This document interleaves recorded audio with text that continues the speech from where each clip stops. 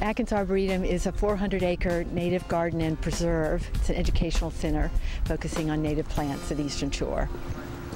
Native plants are important to our environment because they provide habitat and food and cover for wildlife. They also are well adapted to the region because they've evolved here naturally. This is what I call my skunk cabbage bridge because it has such a dramatic setting for skunk cabbage. And if you look next to some of the green leaves, you'll see the actual bloom. My daughter told me about this docent training program, and I had just retired from teaching. The first docent training, which was back, I think, in 2002, and we were a class of about 8 people. I just learned all about the Arboretum here, and from then on I was hooked. Adkins Arboretum depends a lot on our volunteers. We're a very small staff. Our volunteers do an incredible, diverse program for us. They do guided walks to help people learn about the Arboretum and the ecology of the area. Today the Arboretum has a group from Gunston Day School, and they are a National Honor Society group that has come to volunteer here painting rain barrels. These same students are working in our parking lot area. We have native grasses planted in the medians, and they'll be cutting them back.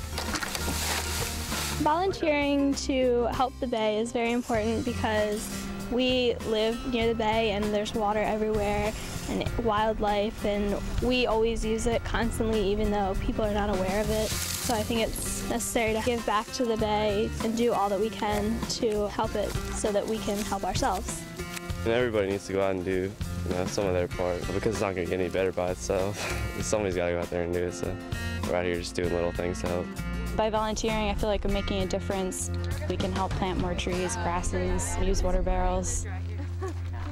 Volunteers help us with the education component, informing people about the ecology of the bay and the importance of native plants and buffer zones, critical area planting. I think it's the ecology information that they share that is incredibly helpful.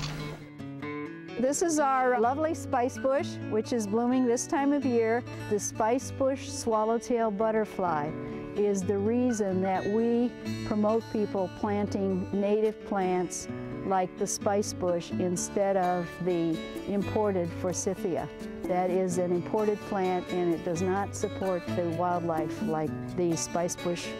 It's not quite as showy, but it does have a very pretty bloom, and the leaves will be out shortly, and then we'll start seeing the swallowtail butterfly, and it will start laying its eggs on the leaves. Beyond the plants and the trees and the flowers and the beauty, the volunteers are the treasure that keep it going.